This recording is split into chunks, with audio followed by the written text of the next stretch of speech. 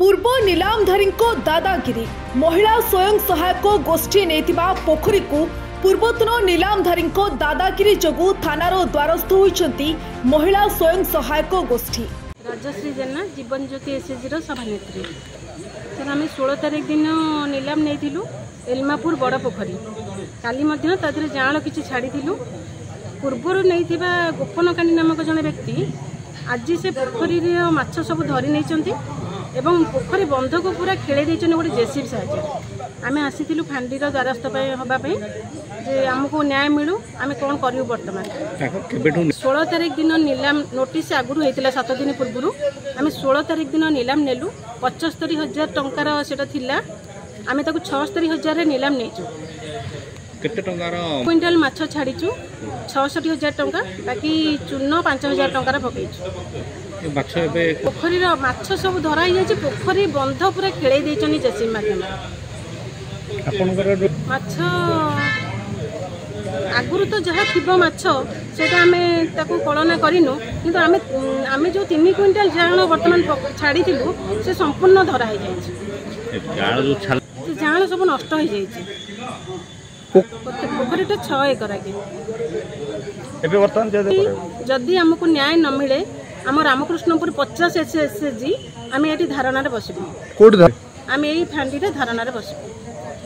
कटक जिला सालेपुर ब्लॉक रामकृष्णपुर पंचायत बड़ पोखरी को जीवन ज्योति महिला स्वयं सहायक गोष्ठी गत 16 तारिख में 76,000 टंकार नीलाम धरी 3 क्विंटाल जाल छाड़ी माछ चाष कर स्वावलंबी हेबाकू मन बड़ाइथिबा बेले पूर्वरु नीलामधारी पोखरी बंध को जेसीबी लगाई ताड़ी देइछंती। मोना सुधीर कुमार प्रधान रामकृष्णपुर पंचायत नॉमिनी अच्छी आम आज शुणा पाइलु जे मु खबर पाइलु जे एमती बड़ पोखरी से पोखरी जेसीबी माध्यम पूरा खेल जे पूर्व लीज धारी बर्तमान लीजटा जीवन ज्योति स्वयं सहायक गोष्ठी ना अच्छी तेणु तार उपयुक्त से तदंत कर तार कार्यानुष्ठान कर तो एसएचजी ग्रुप तरफ करते जन खबर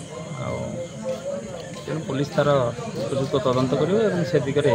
उपयुक्त कार्यानुष्ठान बोली विश्वास बंध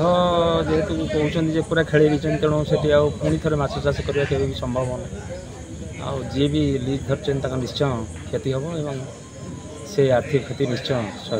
पोखरी तो सेमती कहीहबनी तो पोखरीटा जो मैंने लीज नहीं से मैंने बर्तमान निश्चय क्षति सहे कारण पोखरी जो बंध रही आगे वर्षा दिन ए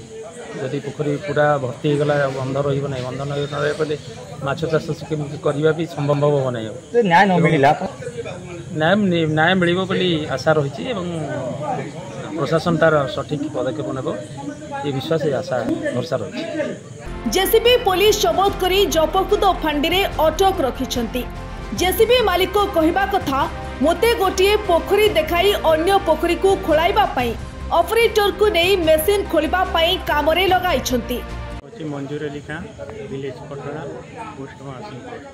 तो सकाळे आसिले संडा भाई बोली जड़े लोक तो कहले आम गाड़िया बंधटा टी करदे जेसीबी जाकि मुझे हाँ करदे से जाकि साइड जाकि सकाळे देखिकी आसली देखला कहली हो मेसीन पठे दूसरी गोटे गाड़िया देखी आ गोटे डिस्प्यूट जगह उपर गोटे गाड़िया कम सरीगला आगे तापर सेकेंड हाफ से डिस्प्यूट जगह उपर जड़े से लोकर आउ जड़े भाई कहला कि मोर ये बंधटा टी काट दियो मोर लीज सरी जाऊँ मु माछ पानी कटिगले माछटा धरनेबी ऑपरेटर को कहला मु भी जानी ऑपरेटर से कामटा स्टार्ट कला जाकि थाना वाला फांडी वाला जाकि मेसीन सीज करके आनी तापर मु शुणिली जो ऑपरेटर फोन कला थाना वाला मेसीन नहीं जाऊँच मु आसिली फांडी को आसिक देखली मेसीन तो आई ऑपरेटर अच्छा तापर मु सार को कहली तापर भाई माने जे एफआईआर देते मेसीन से भी सहित कथा देखो आम आ विषय किसी जान आम साइड उपर गोटे गाड़िया देखे आ गोटे गाड़िया काम करते पर्यंत मु आईन उपर मत पूरा भरोसा अच्छी आईन